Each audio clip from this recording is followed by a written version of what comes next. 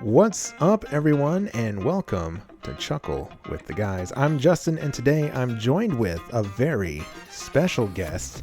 It's the girlfriend. It's Nina Likes. What's going on?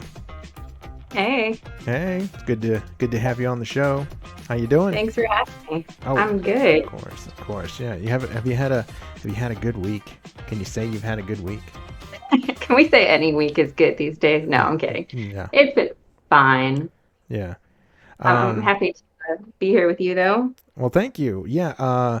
For those of you who don't know, obviously Ross and Nikos are not here. They were slackers this week. No, so we're this week we're doing, instead of a chuckle with the guys, Ross and I were joking around. We're going to do a chuckle with the couple.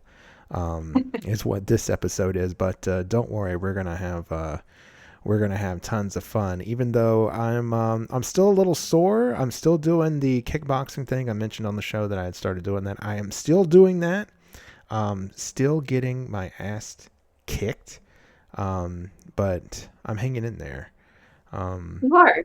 Yeah, I think you're doing well for it being the first week and all. yeah, I think so. I think I'm thinking I'm hanging in there. I didn't tell you this. But I have a friend who is a runner. That's like what she does. She does like marathons and shit like that. Mhm. Oddly, that's always something I've kind of wanted to do. You know me. I tell you all the time that I used to really like running, but I never did like a race. I never did like a marathon or a 5K. And nor would I do a marathon. That just does not seem fun. But a 5K, that kind of seems kind of fun. And I was chatting with her recently. I think I'm gonna try it this year. I was You know that I actually thought about bringing this up to you because, of all things, the NASCAR Hall of Fame recently sent an email about mm, their upcoming 5K. they have a 5K. They sure do. When is it? I think in May. Oh man, I wonder if I can I make. know. Wonder if I can make that. So I was. That's interesting because I was talking to her, and she was telling me about this 5K that's in Charlotte called like Around the Crown or something like that. Hmm. But it's on Labor Day. And I was like, I think I can do that one because if I run in between kickboxing sessions, like, because I'm only kickboxing like every other day or something like that. And I was like, man, if I run in between those days when I'm kickboxing, maybe I can actually do this 5K and actually, like, check that box off. But now I'm kind of interested in doing the Hall of Fame thing. I bet that's fun. I looked it up. It is called Laps with Legends, and it's on Saturday, the 23rd of May. Laps with Legends. Do they have any like old NASCAR drivers that come out there and run the laps? Uh, Trying to read through this really quick, but I don't know off the top of my See, that's head. something I would do. So, like, I would totally be down to try to beat like Richard Petty in a foot race. Not like a current NASCAR driver, but to be You're picking like, the oldest possible yeah, NASCAR driver. give me the oldest possible NASCAR driver, like dig up like Kel Yarborough or something like that, and let me race that dude. Yeah, let me race Richard Petty in a foot race any day of the week. I'll take that challenge and go for it. Um, Weirdly, I bet he's still in like shape. I don't know. I bet he's like, I don't know if he's like a Mark Martin. Like Mark Martin stays in shape and like continues to like work out and stuff. Like he'd be Yeah. surprisingly like, I'll race that old dude. And the next thing you know, he's just beating your ass.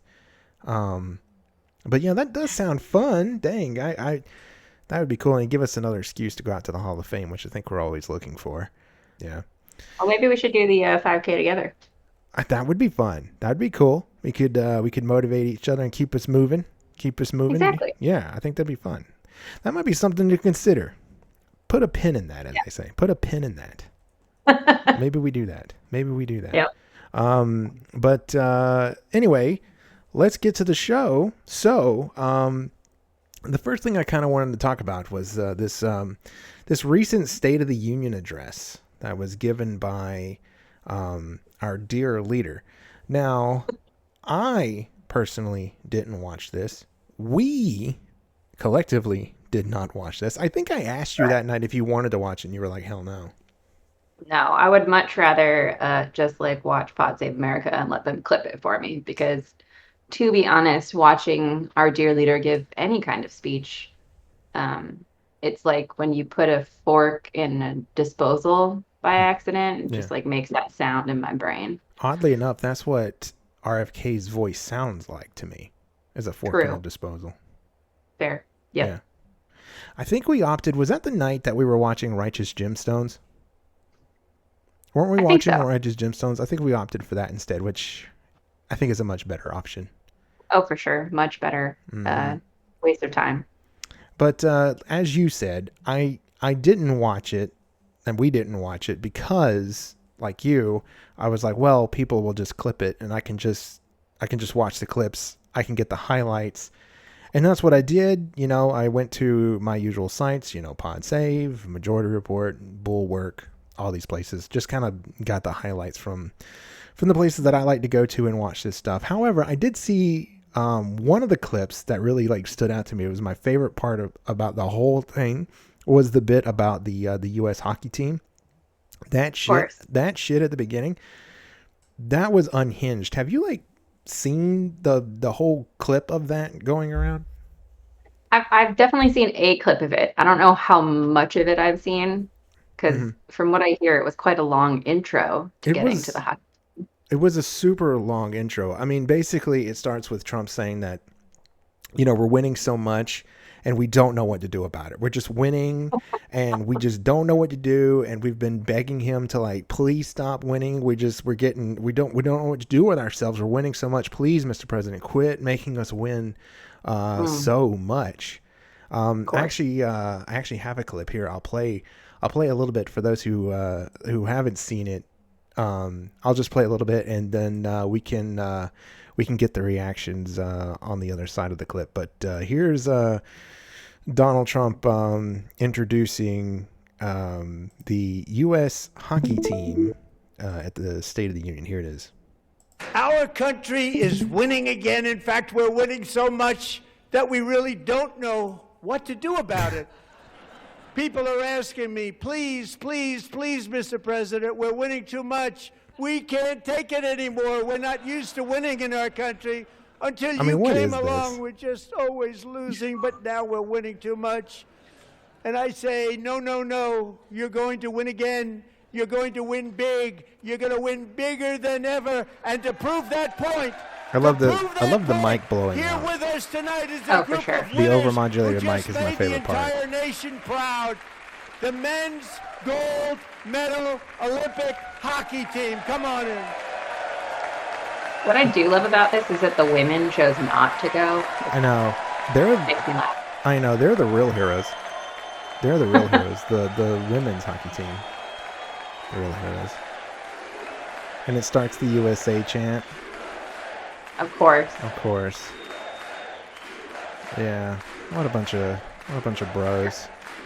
Yeah, gotta love some crazy nationalism on display. I I mean, I know. suppose if there's one That's place for it, it is the State of the Union address, that's right? patriot. That's Yeah, that's supposed to be patriotism. just like one giant party, Yeah, right? That's how those usually go. that's how those Just usually go. It's just a party, yeah, it's just a good time. just a good We time. just we all tune in just to have fun at Yeah, the State of the Union. yeah. Not Yeah, of take this seriously at all.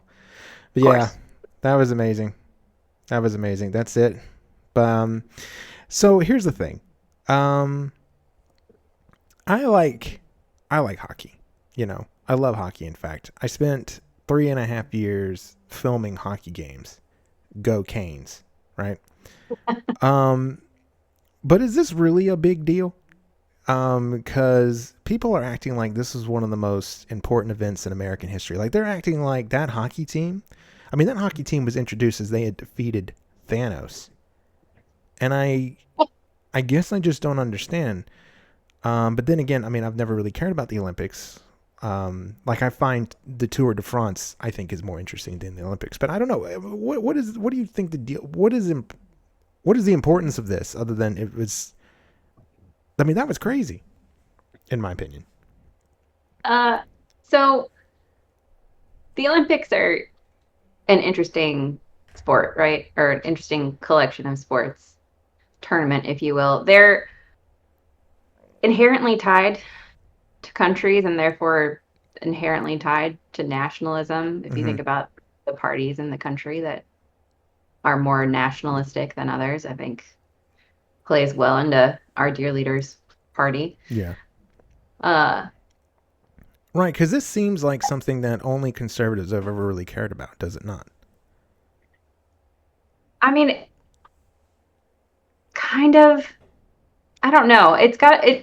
It's hard to, I think, put the Olympics into context this year because it's everyone's so divided already that like any issue that we can possibly divide ourselves on further, we'll find and just jump on the bandwagon. It's always got to be us versus them, and the Olympics is a great place to put that on display because it is quite literally country versus country. Yeah.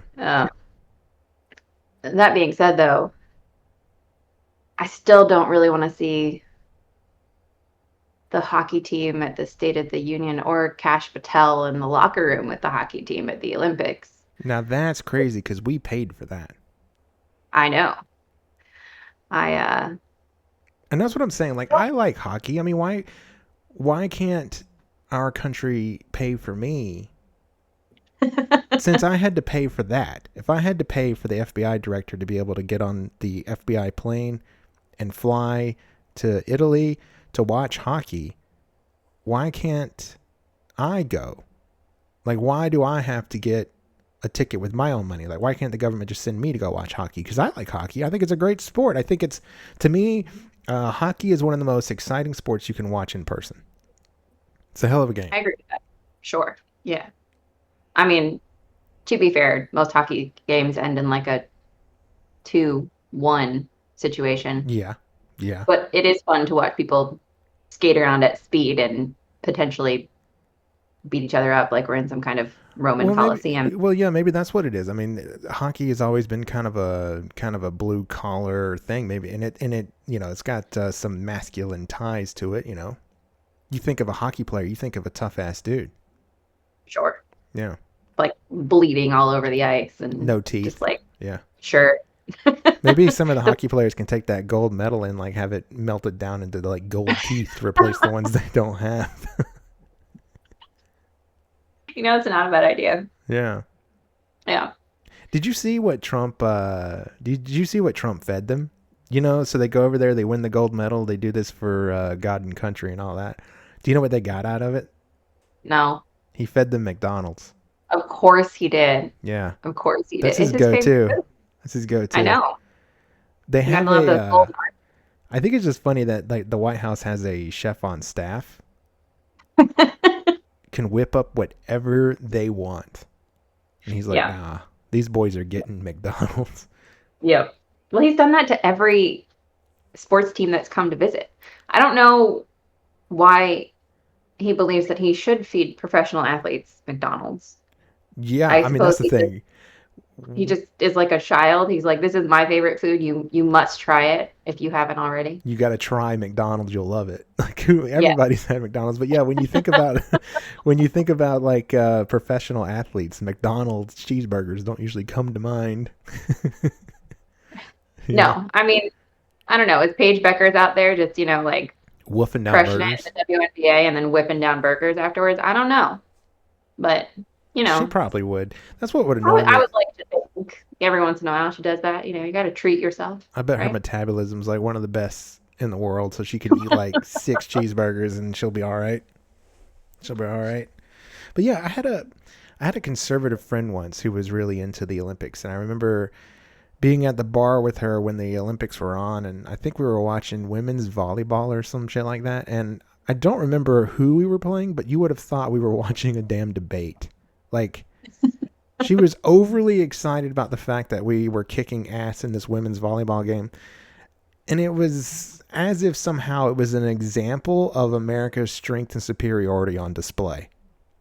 Like, you would have thought it was more than just volleyball. Like, policy was at stake. And I feel like it's the same with this hockey team stuff.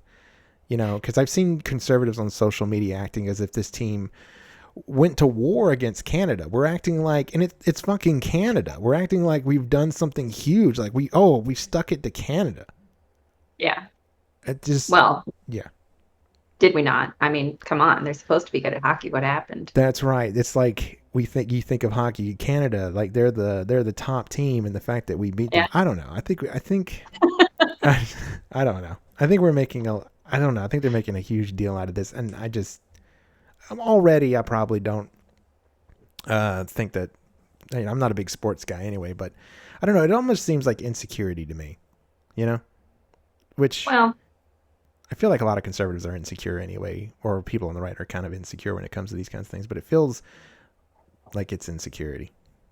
well, they've always got to prove that they're right. Right. Right. Yeah. And so if we can win a hockey game, that must prove that our system of government It's far better. is right. Yeah. Yes. Yeah. And far superior.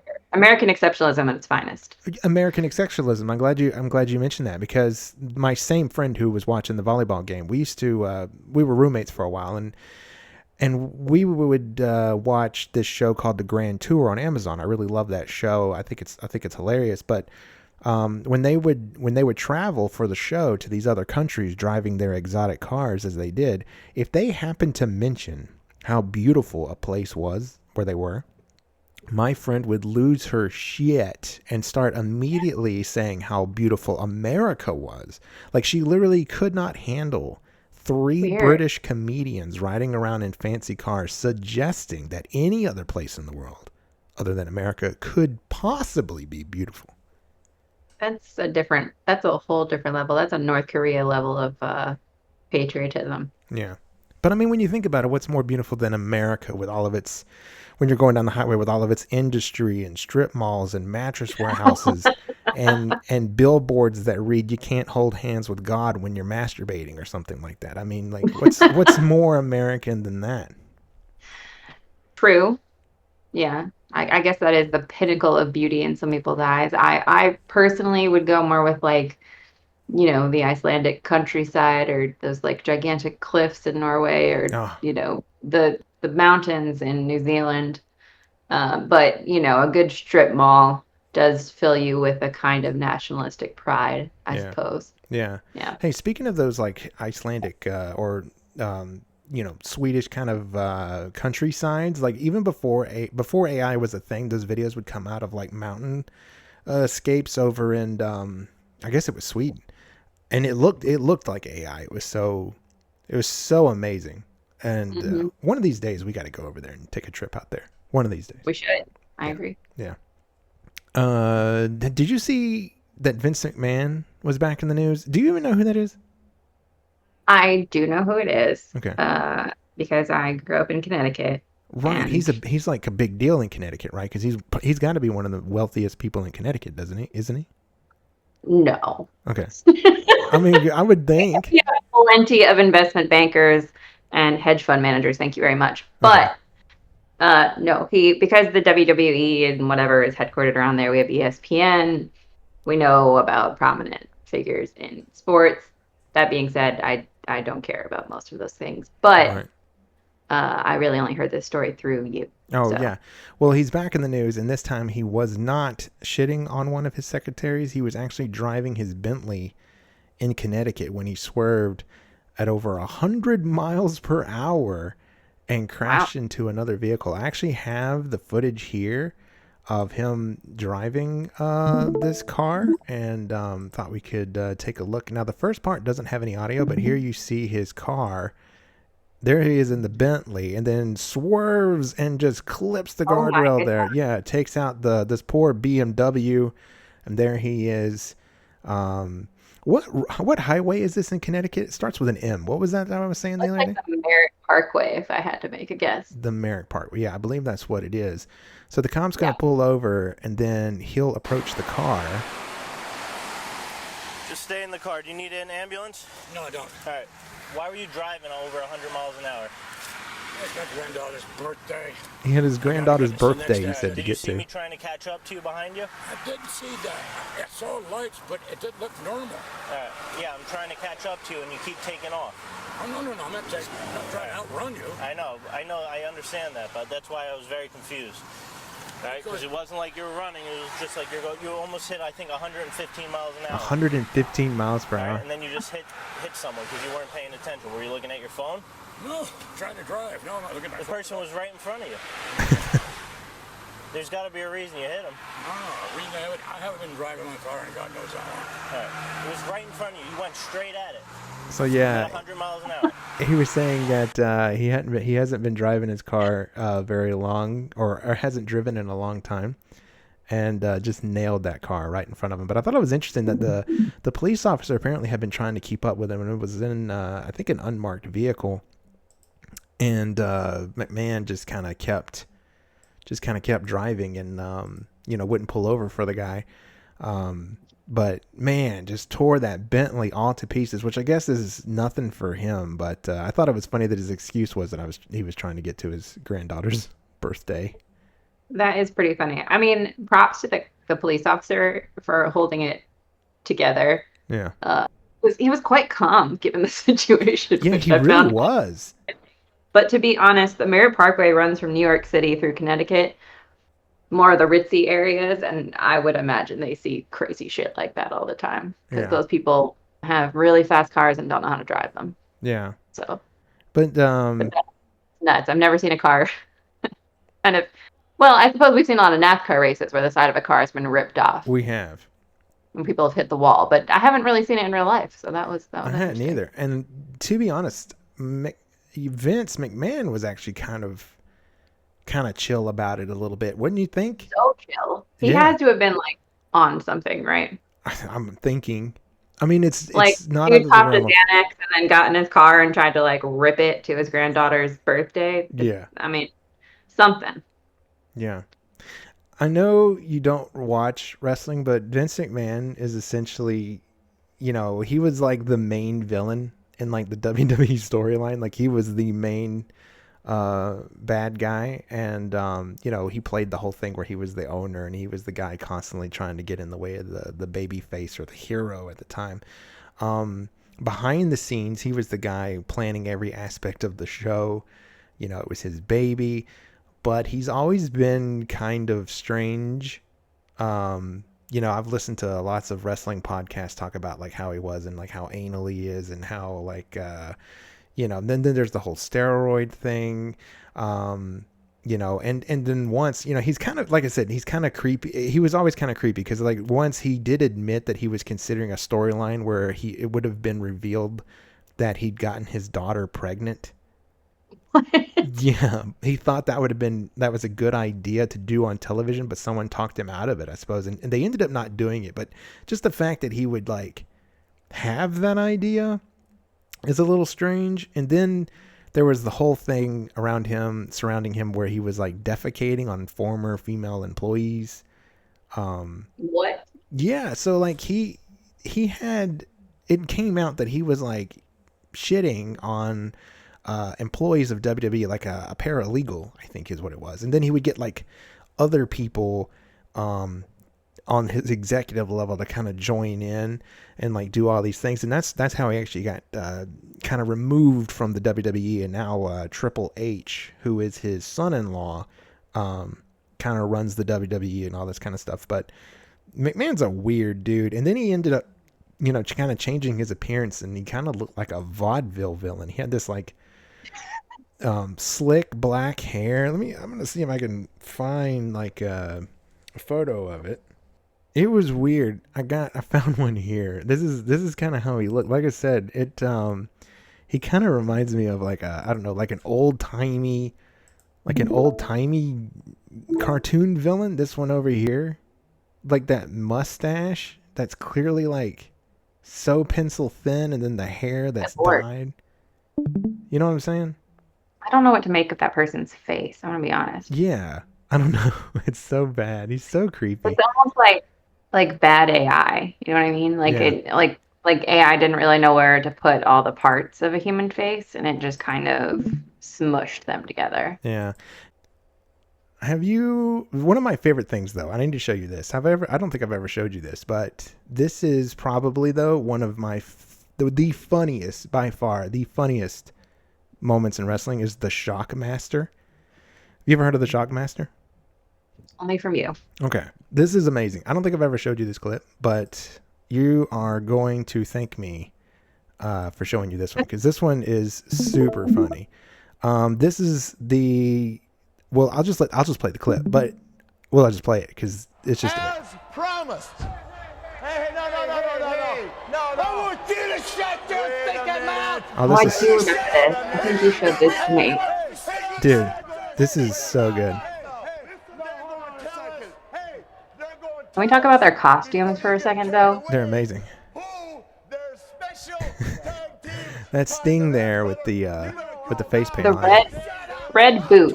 I need those in my life. Those red Just boots? saying. Yeah, for sure. I love this dude.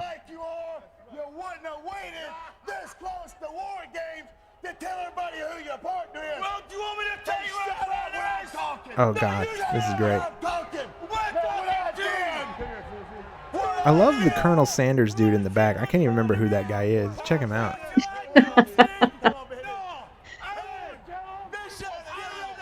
It's just so unhinged. They're all just yelling.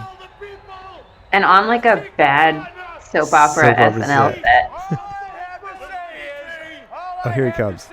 This is amazing. Our partner is going to shock the world because he is none other than the Shock Master! All right. Oh yeah. Oh my. Oh. That was unfortunate. What is with the bedazzled stormtrooper helmet? Exactly. Why did they do that? I have never figured out why it's a A bedazzled. bedazzled stormtrooper helmet on top of this black cape that looks like Lady Gaga would wear it. Oh, it's amazing. But look at him. He's committed to the bit. Like, it just fell apart, but he's like, no, dude, I'm going So for you're it. the man that rules the world. Listen to that They voice. call me the He's Shock so Master. glittery. You've ruled. There's glitter and shits all over his chest. That's my favorite moment in wrestling. Oh my That's my god. favorite. You know what the best part about that, though, is that if you listen, if you go back and listen to that again, in the background, you can hear British the Bulldog. You can hear him really quiet. He goes, oh God, he's falling flat on his arse.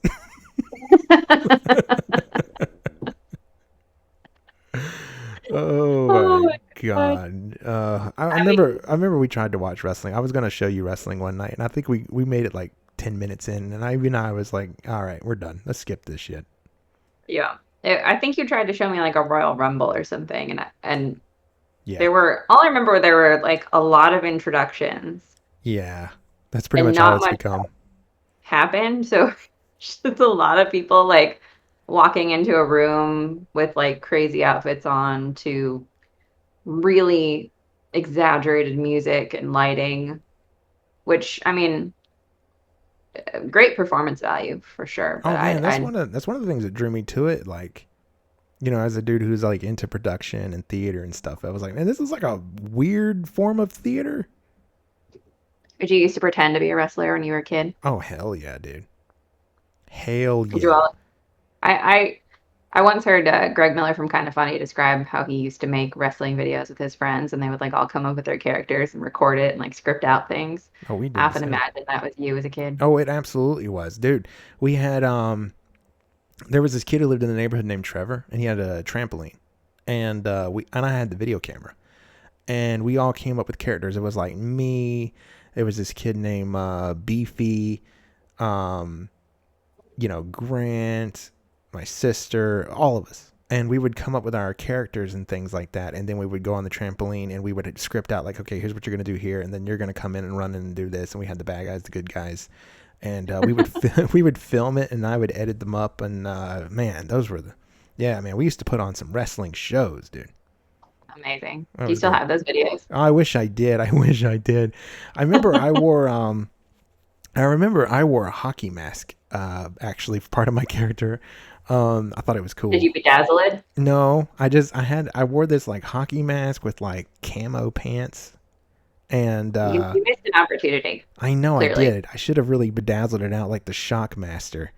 for sure. Yeah, but I remember one time like I got suplexed and my hockey mask came off when it went flying and I was trying to like cover my face so the camera wouldn't like see it was me. Amazing. It was a really a fun time. And we pulled the trampoline up against the back deck there, and I remember like Beefy climbing up on the railing of the back deck and doing an elbow drop off of it. It was insane. This sounds very dangerous, It was. but I don't know what we were thinking. I don't know what we were thinking. We were thinking this is awesome, is what we were thinking. Yep. Oh man, but I was going to ask you. You know what's wrong with this world? I mean, there's a lot wrong with this world, but So much.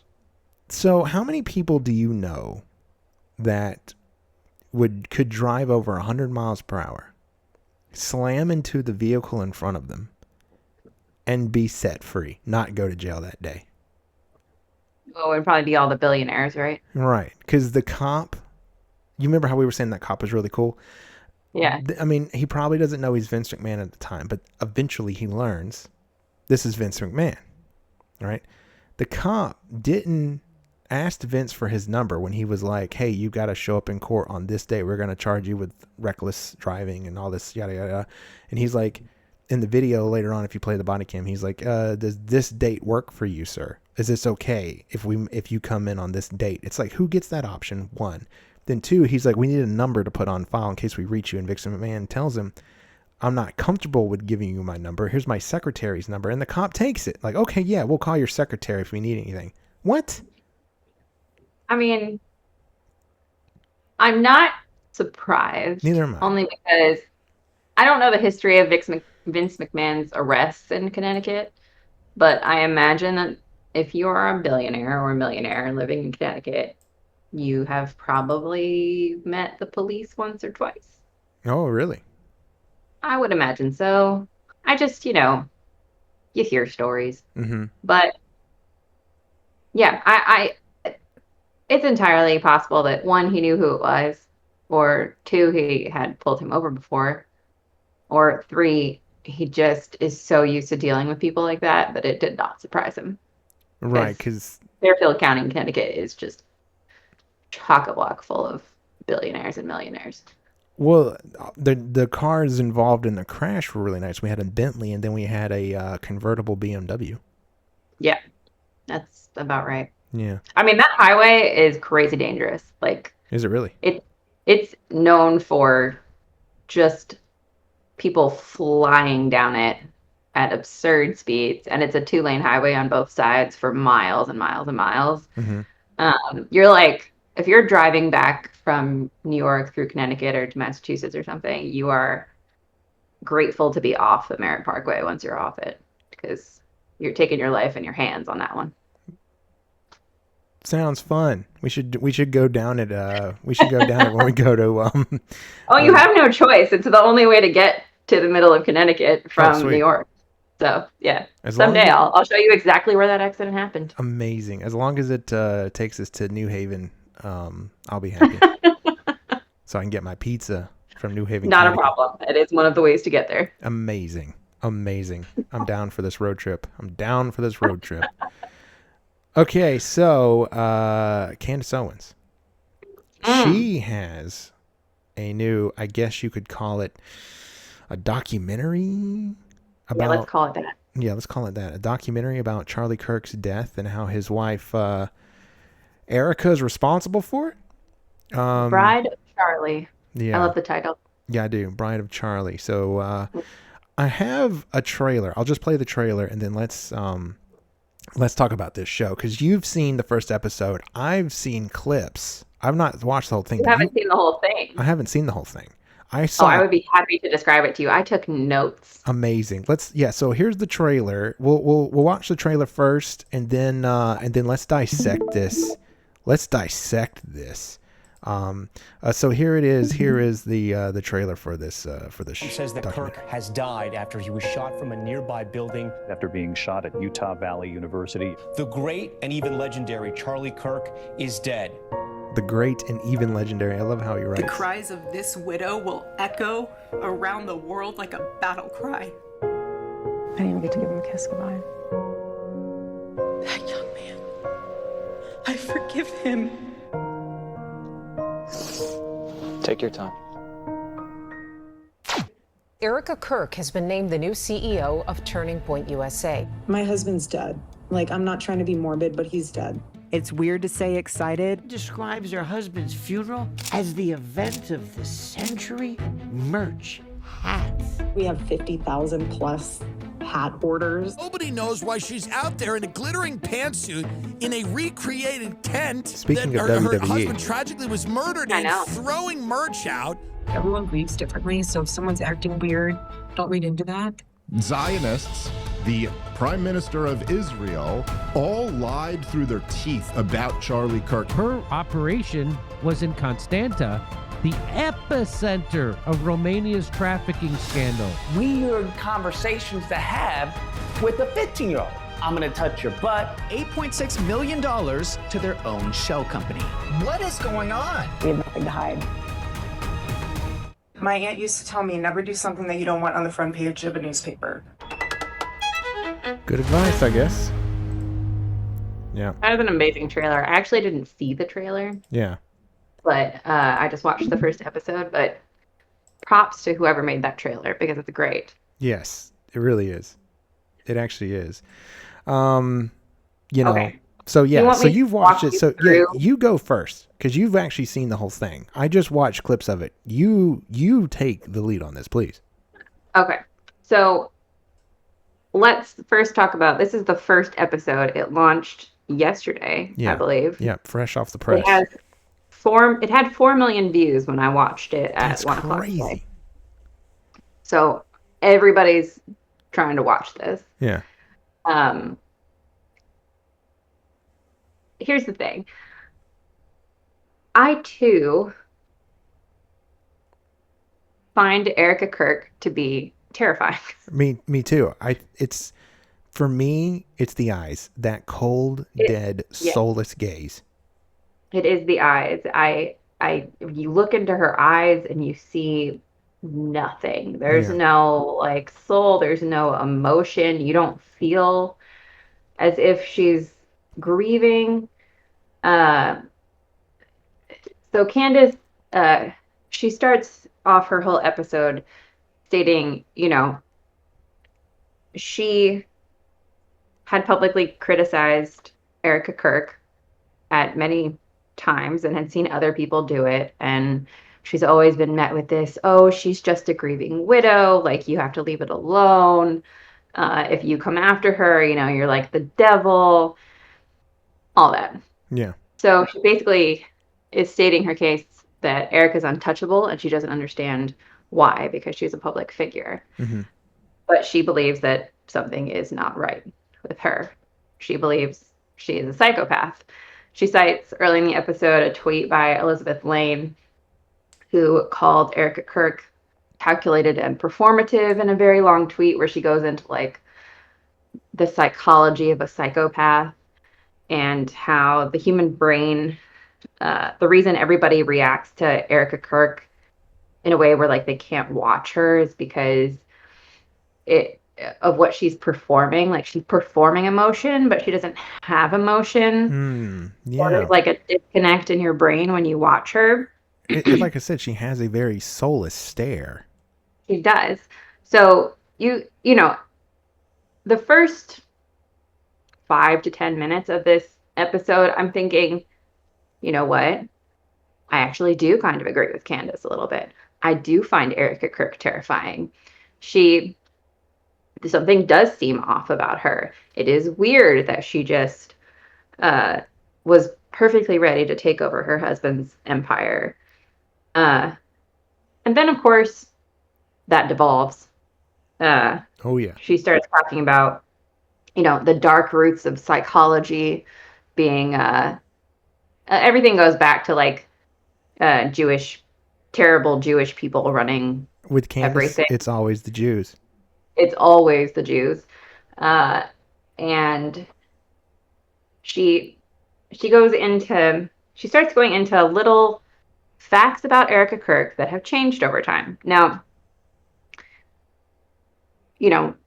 people over time evolve their life stories a little bit. Mm-hmm. People forget details or they reframe their own lives. So it's not necessarily odd that someone might change or state certain things about their past differently over time.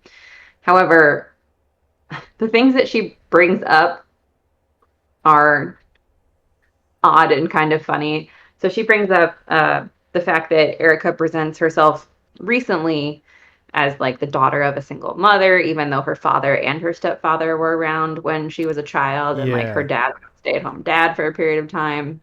Yeah. She brings up um, some court filings when her parents got divorced, where like their marriage date changed by like 15 years, And and her birthday too, because I think it yeah, said that birthday. Erica's birthday was November 20th, but on the divorce filings it said it was November 22nd. Yes. Yeah.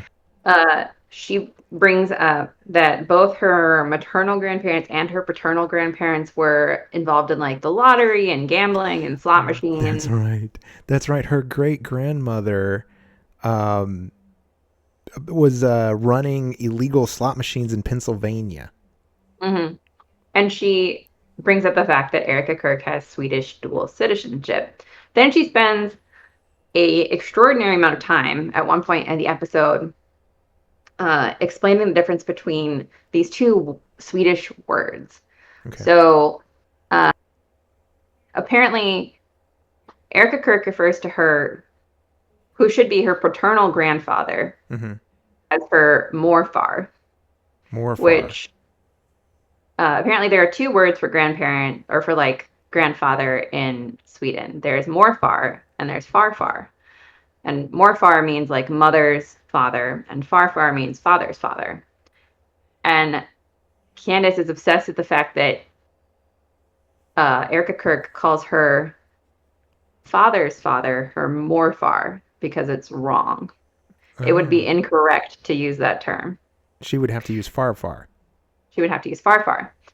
And she then goes down this rabbit hole of like, are Erica Kirk's parents actually her parents? Was she technically like maybe adopted, and she's really like her father's sisters or mother's sisters, I don't know, child or something. Yeah. Which of course connects to like a part of the family that's Jewish. Of course. Of course. And I mean, it just like all came back to like the Jews are running everything, and they're doing these like weird experiments on people. And Erica Kirk might have gone to this like is Erica project. Kirk is Erica Kirk secretly a super soldier, a Jewish bred super soldier or something like that? That travels in time. I mean, there was some weird shit in there. Okay, weird. I do remember Candice Owens recently saying that Charlie Kirk was a time traveler and knew that he was. Yeah. Oh yeah, I don't have extraordinary notes on this, but there were things about Erica Kirk going to this school that was run by this like Jewish board that had something to do with like Project Looking Glass, and sounds awesome. Some like the concept of it was called like something about the Tesseract. The Tesseract. Yeah, it was supposed to be like about. It had connections to Jews traveling in time. I don't know. It was weird. All right. Time traveling It went Jews. down the craziest of rabbit holes, and frankly, I'm kind of here for it. Yeah, I bet it was. It's entertaining, right? She's batshit, but she's so entertaining. I get why people watch her, but also the comments were terrifying because they were. What were the comments? The comments were like, some of them were funny. They were like, if I ever go missing, please put Candice Owens on the case instead of the FBI. That's good. That's good. They were just like, Candice Owens is one of those people that you throw her to the wolves and she comes back leading the pack. I mean, they were saying just the craziest, like, most laudatory things they could think of about Candice Owens. And I mean, it's nuts, but it is entertaining. I'll give her that. I know there was one thing that she drew a parallel to that even made me like raise an eyebrow or two, but evidently Erica's uncle Jack created a Jewish studies center at the same university where Charlie was killed, the same university that he graduated from, this Jack, her uncle. And when I heard that, I was like, well, that is weird. Yeah, no, there was definitely a mention of that. And why were those people not traveling to the hospital with Erica when all that went down? What were they hiding? Justin, what were they hiding? What were they hiding? have to know. Yeah, I don't know. But yeah, if I don't know why, but it's funny how all of her stuff it all leads back to the Jews and all of it. Yeah, and if you've ever known anyone who's Jewish, or if you've ever been in a Jewish deli ever, she'll find out about it. She will find out about it. She will, yeah. I don't know. So what do you think? You said it got 4 million views. I mean, do you think Candice Owens, how genuine do you think this is, or how much do you think this is craft playing into the audience, going like, I know this is going to get bites? Because she does. I think I saw somewhere where she gets like $20,000 an episode. I mean, I wouldn't be surprised. It is, like I said, it is well crafted. Yeah. She is very charismatic on camera. So from the clips that I'd seen of her online through like PSA and other podcasts previously, I genuinely believed that she was insane. Like, I think had so an too. undiagnosed mental health issue. Kind of like the Kanye West effect.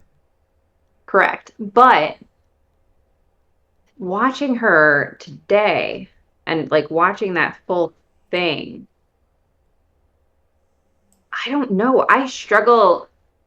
So her talking about Candice Owens and her talking about Erica Kirk, and that she is calculated and performative, and that you can't watch her because it feels like her emotions are incongruous with what she's saying. I don't feel that way about Candice. Mm-hmm. I feel like her emotions are completely in line with what she's saying. She's either truly believes what she's saying, or she's one of the greatest actresses of all time. Exactly. That's what I can't. It's kind of like my Nick Cage problem. I don't know if Nick Cage is the worst actor in Hollywood, or if he's just the best, and we just don't understand it. Because like you, when I watch those clips, I mean, she doesn't sound crazy.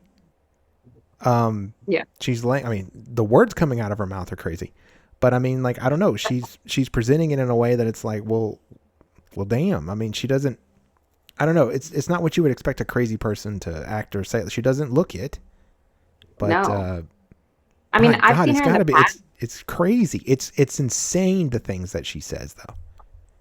It is, and I've seen her in the past, and I've thought that like she has crazy eyes, but she didn't on the episode today. Mm-hmm. And for a person who spent a good chunk of that episode saying more far and far far, which is inherently funny.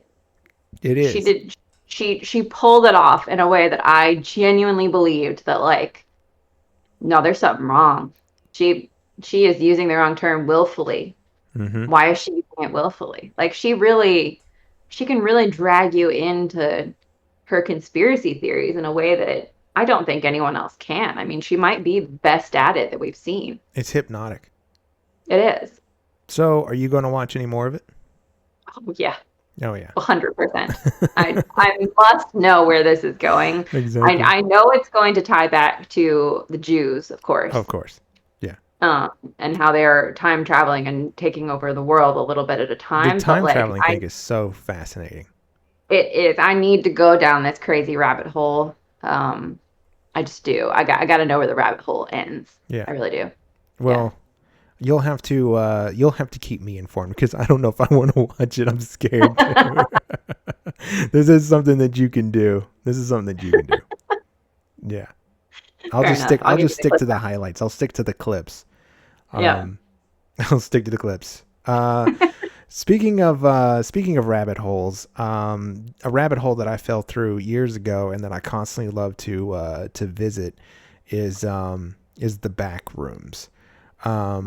Yes, and I'm very excited because a trailer dropped this week for a Backrooms movie that's coming from A24, which, not to sound like a hipster or kind of a snob when it comes to movies, but I love A24 movies, and I feel like there's like something that comes with that when you're like, oh, it's an A24 film. Like, they say film, you know? Of course. They're one of those. But I am Theater. excited when I saw Backroom that they were producing a Backrooms movie. Do you know a lot about like the Backrooms and kind of like where it came from and stuff like that?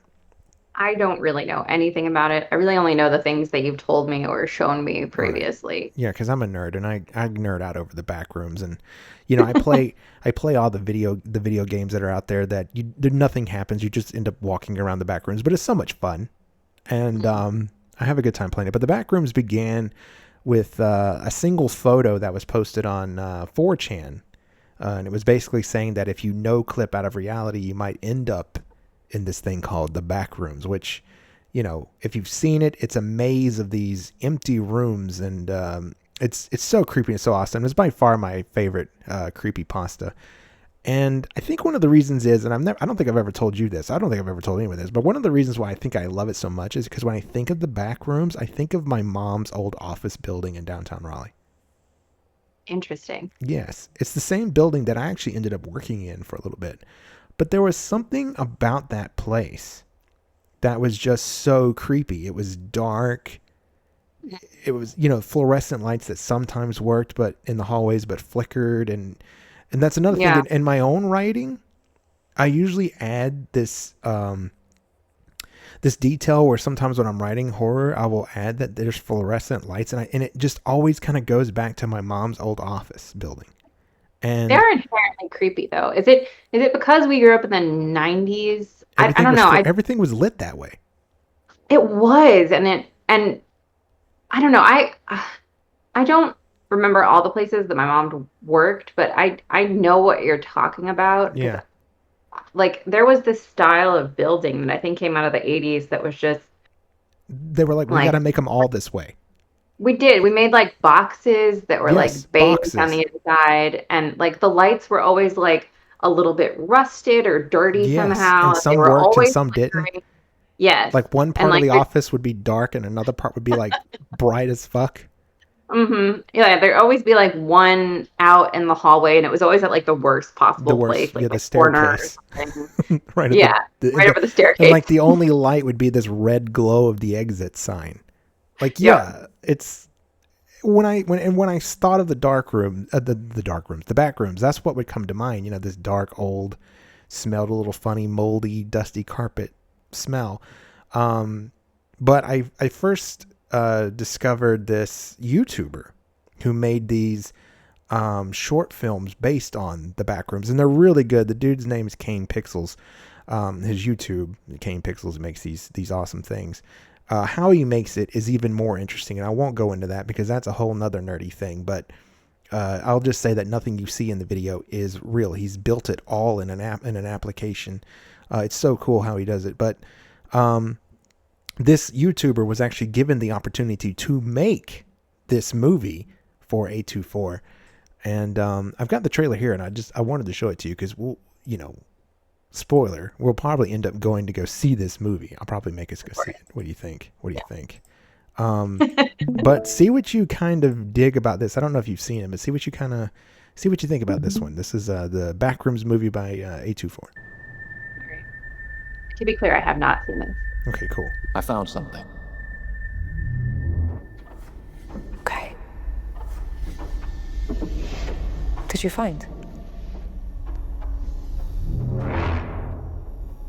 Found a place. It's massive in there. It just goes on and on and on. All these rooms. This place built them. Actually, more like it remembers them. And the more times it remembers something, the less it does.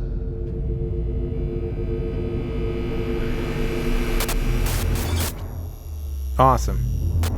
Interesting. Okay, so explain something to me about the Backrooms. Sure. The game. Mm-hmm. Are these like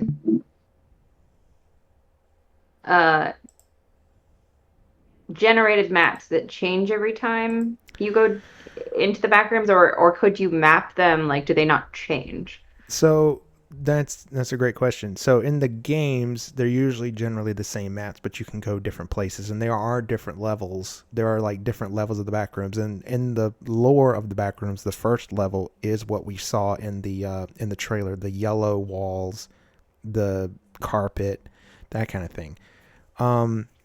As you move through the back rooms, so part of what Kane Pixel's videos are is that they're like found footage almost looking, and I'm wondering if this movie's going to be found footage too, but it's kind of like found footage from this company, and they're trying to map the back rooms, and the more they walk, it keeps going and going, and part of the idea of it is that maybe it just keeps building it, and then there's no end, like it's just generating all this stuff. But in the game, you just wander through there, and eventually you make it into like a shopping mall, but it's empty because it has to do a lot with the liminal space thing. And there's like a tile room, and then there's like usually like something that looks like a daycare with like clowns on the wall and rainbows on the wall, but it's always just kind of empty, or a department store kind of type thing, but everything's always empty. None of it ever fits an architecture that looks like it should work or should be normal. It's always abnormal. Like the chair kind of sinking into the floor a little bit. Like it's just, I don't know. That's just kind of what the creepiness comes from. I love it. I'm so damn stoked. I hope it's good. I hope it's good. I hope it does not suck. I just hope, I mean, you and I have talked about that other video game movie that came out recently whose name I'm blanking. The Iron Lung, yeah. And the fact that it was very boring. Of course, neither of us saw it. We just read reviews that said it was very boring. Right. But one of the reasons that was highlighted for it being very boring was that there was no world building. Mm-hmm. I hope that this doesn't fall into that trap. Yeah, like that's actually interesting because I saw someone on Reddit today commenting, because I can't find a plot for this movie. Like the only plot that's listed for this movie is that a weird, mysterious door opens up in an old furniture store. That's the plot. That's what's written as the plot. Interesting. And part of the fun of the backrooms has always, been the speculation of what is the backrooms? Where does the backrooms end? Where did it come from? How does it work? And I almost feel like if you go into it and explain it, does that kill the magic? But you kind of would have to explain it a little bit, right? Do you have to explain it, or could you just posit a variety of theories? I think that's what you do. When we watched Alice in Borderlands, right? That ending where they give you basically 3 or 4 different endings. Yeah. And you don't necessarily know which one is real. Mm-hmm. I feel like that would be an interesting thing to do with the backrooms is, you're exploring and you run into different things and you don't know, by the end of the movie, you don't even know what's real. But it could be one thing, it could be something else. And I mean, if a movie could generate that kind of discussion, I think that it would be well received. I do too. I think that's exactly how you do it. If it's just people wandering around in an empty building, which is, I think, what Iron Lung ran into. It was just, we're watching one dude sail through a lake of blood forever. It'll be horrible. Yeah, hopefully this movie doesn't have a long run time. Yeah. And that's the thing about the backrooms, though, is that, like, okay, so yeah, you can get lost there. Things can change. You don't remember where you were at because all the hallways look the same. But there's usually also, especially in the games, there's usually also like an entity or a creature that's usually like chasing you. One of my favorite backrooms games, I have it on Steam. I'll have to show it to you one night. You are walking through the hall and you find this giant like statue looking thing, but it's kind of like, I don't know, it looks like a toy that a baby would play with, but it's just really big. And it just stands there. And it's got this like smiley face. And it looks happy as hell. But in the setting, it's the most terrifying thing you've ever seen because you're in this hallway and then all of a sudden there's this giant toy looking thing just standing there. Later in the game, as you're walking around exploring, and you'll hear things. You'll hear what sounds like maybe someone moving around in the distance, and you're like, what's that? Because you're there by yourself. Later in the game, you go into this room, you walk past these frosted mirrors, and you walk past them, and then you turn, and then you go up the other side of the frosted mirrors. And through the mirror, you see that toy standing there, that statue standing there. See, that's what I hope they do. I hope there's just creepy psychological horror type stuff in this movie. Yeah. That's what I would do with it. And I would just have the characters, I'm hoping there's more than one character. I would have the characters react to it in a variety of ways. Like you I don't remember if that's the exact video you showed me, but I remember you were like, this is terrifying. Wouldn't you just want to run away with it? Oh, and yeah. I think I told you I would rather just turn around and punch it and see what happens. But, I do remember that. Yeah, that is very close to the Backrooms videos. Yeah, the one that I showed you that one time where they're in the mall in Texas and that thing is rolling around on the wheels. Yeah, that is very close. That's kind of what I'm hoping. I'm hoping for some just really good stuff. But you mentioned Iron Lung. I did want to get your thought on this. I mean, what do you think of this though? That in this year we've already seen Markiplier, a YouTuber, make Iron Lung and have amazing commercial success with the movie. It outsold the Melania documentary, which I guess it couldn't be that hard to do. But a YouTuber beat Melania's documentary, beat Jeff Bezos, the machine, cranking out documentaries. And yeah, you were right. Like, the Markiplier fanboys are going to say it's the best fucking movie since The Godfather. And then other people are going to say like, hey, that was a pretty dull movie. Should have been a little shorter. But it's still a pretty decent film for a YouTuber when you consider like who made it. Now here's, this other YouTuber who makes backroom short films on his computer. And now he's got a movie coming out in May. Is this something we could see more of a trend of, looking for stories in other places than the typical Hollywood directors that we normally see? I hope so. Only because there are so many stories out there that it would be cool to see in film, things that, smaller creators are working on, even people like yourself, that it would be awesome to see in some form come to film or Netflix or what have you. I just hope that more mainstream studios start incorporating other types of content creation or content creators into their ethos, because even if these movies are boring, both of them, it's nice to see just something that comes out of YouTube and personal, just people out there creating their own videos because they love them and not because they're trying to just appeal to the masses. Yeah. No, and it's interesting even more, and I forgot to mention this, but the YouTuber Kane Pixels is what his YouTube name is, who made this movie. He's 20 years old. Wow. He's one of the youngest directors that I can remember. A24, he's the youngest director who's ever made an A24 movie, and he's 20 years old, and here he is with a movie coming out in late May. Yeah, that's really cool. I mean, it's, we've got to get more representation out there. We certainly do. And the only thing that frightens me about this whole thing is I'm afraid it's going to be like the new book I'm writing. The book I'm currently working on about the strangers that find themselves trapped in the hotel? I do. I'm worried that it's like, I'm worried that we have written very similar things. Well, I mean, I'm sure if you looked hard enough, you could find other stories that are similar to yours too, but it's always about your interpretation of the story and your characters. And I mean, you're doing something interesting with tying it to Blackwater Falls. Yes, that's what I'm trying to do. It's a great book that everyone should go pick up if they haven't. Oh, bless you. It's just, this isn't the first time this has happened to me. Like I basically came up with the idea for The Martian. Yeah, you told me that too. Yeah, I mean, like I was like, damn it.